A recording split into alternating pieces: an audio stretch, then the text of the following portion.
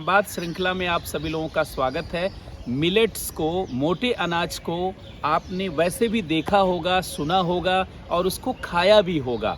और आपने यह भी सुना होगा कि 2023 को भारत सरकार के ही सिफारिश पर संयुक्त राष्ट्र ने इंटरनेशनल मिलेट ईयर घोषित किया है, अंतर्राष्ट्रीय मोटे अनाज का वर्ष घोषित किया है। भारत की सरकार मोटे अनाज के लिए भारत को एक बहुत ही प्रसिद्ध केंद्र के रूप में, एक प्रसिद्ध भूमि के रूप में और प्रसिद्ध जो है स्थल के रूप में प्रचारित करना चाहती है और इसी नाते मिलेट्स को लेकर के बहुत तरीके का प्रयास कर रही है। 2018 में भारत की सरकार ने मिलेट्स को न्यूट्रिशनल फूड के रूप में घोषित किया, अर्थात एक पोषक अनाज के रूप में मिलेट को कैटेगराइज किया गया भारत की सरकार के द्वारा। 2022 में भारत की सरकार ने India's wealth millet for health जैसे कार्यक्रमों को शुरू किया गया। मिलेट्स के लिए स्टार्टअप को बढ़ावा देने के लिए प्रयास किया गया और अब 2023 में भारत की सरकार ने एक नया प्रयोग शुरू किया गया है जो माना जा रहा है कि मोटे अनाज की दिशा में एक काया पलट करने वाला सेंटर होगा। भारत की सरकार ने 2023 में नैफेड के सहयोग से मिलेट एक्सपीरियंस सेंटर शुरू किया है, मोटे अनाज अनुभव केंद्र शुरू किया है, मिलेट्स एक्सपीरियंस सेंटर। ध्यान रखें, मिलेट एक्सपीरियंस सेंटर MEC। कहा जा रहा है कि यह मोटे अनाज के क्षेत्र में एक क्रांतिकारी पहल को संभव बनाएगा और भारत पूरी दुनिया में मिलेट्स का ग्लोबल हब साबित होगा। मिलेट एक्सपीरियंस सेंटर क्या करेगा जिससे भारत की सरकार और भारत के किसान मिलेट के माध्यम से न केवल अपनी आय को बढ़ाएंगे बल्कि मिलेट्स पूरी दुनिया के व्यंजनों में भी सबसे प्रमुखता से अपने स्थान को सुनिश्चित करेगा।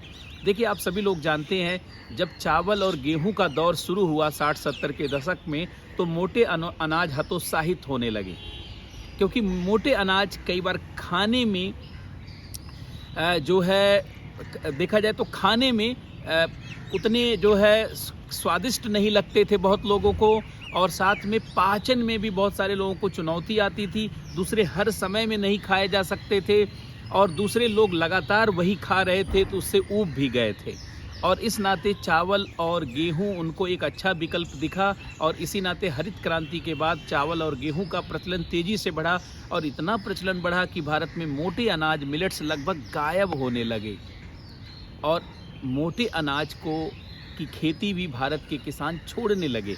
बहुत ही कम क्षेत्रों में मोटे अनाज की खेती की जाती रही, केवल उन्हीं क्षेत्रों में मुख्य रूप से जो शुष्क कृषि के क्षेत्र या अर्ध शुष्क कृषि के क्षेत्र रहे, जो एरिड और सेमी एरिड एग्रीकल्चर एरिया रहे।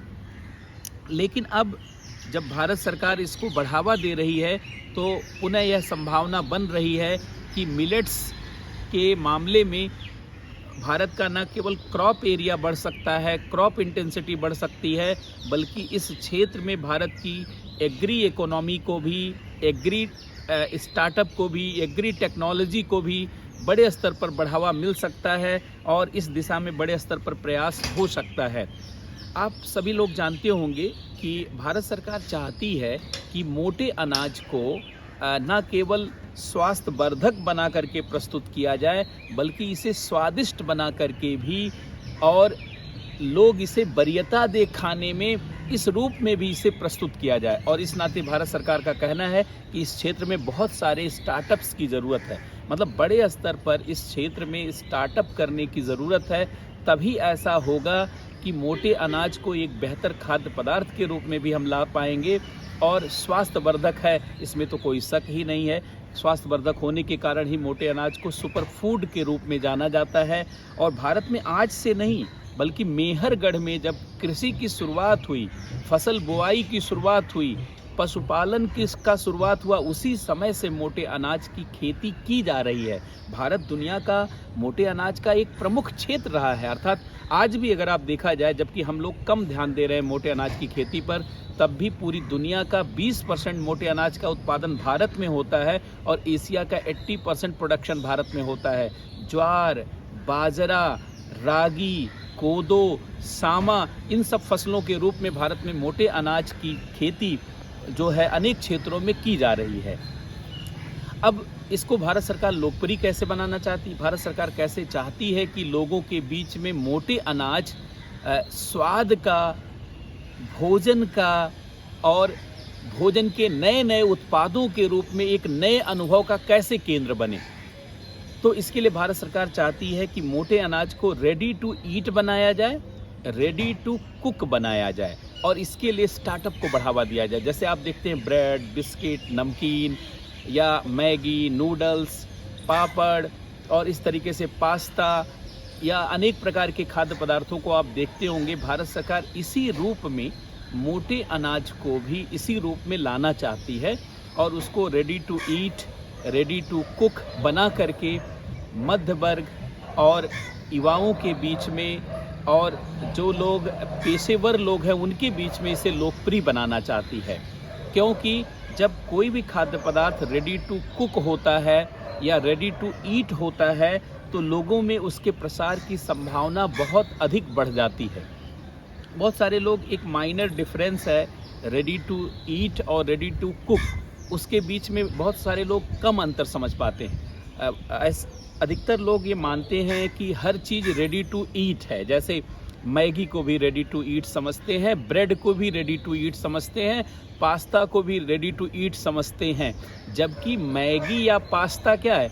रेडी टू कुक है और ब्रेड क्या है? रेडी टू ईट है। क्योंकि ब्रेड में थोड़ा बहुत बटर लगा लिया या थोड़ा बहुत सेक लिया, नमक लगा लिया, कुछ पेस्ट लगा के उसको तुरंत खा गए। रेडी टू ईट सामान्यतः उसको कहा जाता है जिसको पकाना नहीं पड़ता, थोड़े बहुत प्रयास के बाद जिसको आप खा सकते हैं। और रेडी टू कुक उन खाद्य पदार्थों को कहा जाता है जिनको पकाने में कम समय लगे, जैसे मैगी है, जैसे पास्ता है, या जैसे इसी तरीके से तमाम प्रकार के आप देख रहे हैं मार्केट में अब विकल्प हैं, तो वो रेडी टू कुक है। भारत सरकार मिलेट्स एक्सपीरियंस सेंटर के माध्यम से ऐसे स्टार्टअप को बढ़ावा देना चाह रही है, ऐसे तमाम उद्योगों को बढ़ावा देना चाह रही है, प्रयासों को बढ़ावा देना चाह रही है, जिससे मिलेट के अनेक प्रकार के खाद्य पदार्थ बनाए जाएं, उनको रेडी टू ईट बनाया जाए, रेडी टू कुक बनाया जाए, साथ ही साथ कई व्यंजन के रूप में उसको प्रस्तुत किया जाए। जैसे पास्ता का विकल्प मिलेट्स को प्रस्तुत किया जाए, डोसा के विकल्प के रूप में मिलेट्स को प्रस्तुत किया जाए,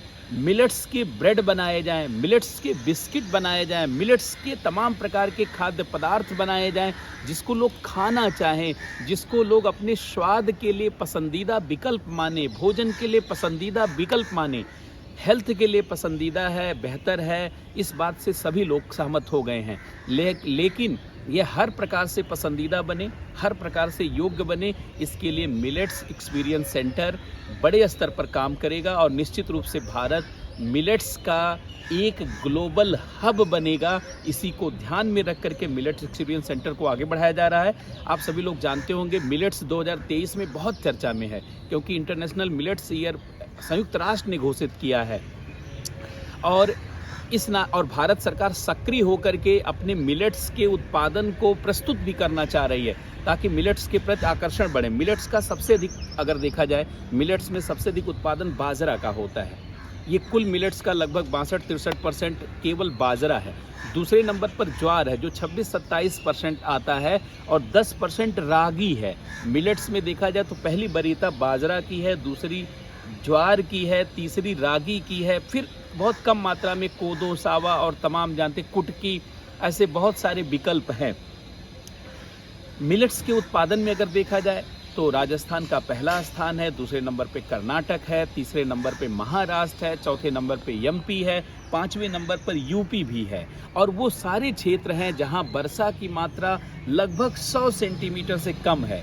बेसिकली 50 सेंटीमीटर से कम वर्षा वाले क्षेत्र शुष्क क्षेत्र कहलाते हैं और 75 सेंटीमीटर से कम वर्षा वाले क्षेत्र अर्ध शुष्क कहलाते हैं और कई जगहों पर इसकी परिभाषा भी अलग अलग है, लेकिन मोटे तौर पर 100 सेंटीमीटर से नीचे वर्षा वाले क्षेत्रों में मोटे अनाज की बेहतर खेती हो सकती है। वहाँ के किसानों के जीवन को ये पलट सकता है, समावेशी विकास को सुनिश्चित कर सकता है और बहुत कम पानी, खाद और लागत में भी इसके उत्पादन को संभव बनाया जा सकता है।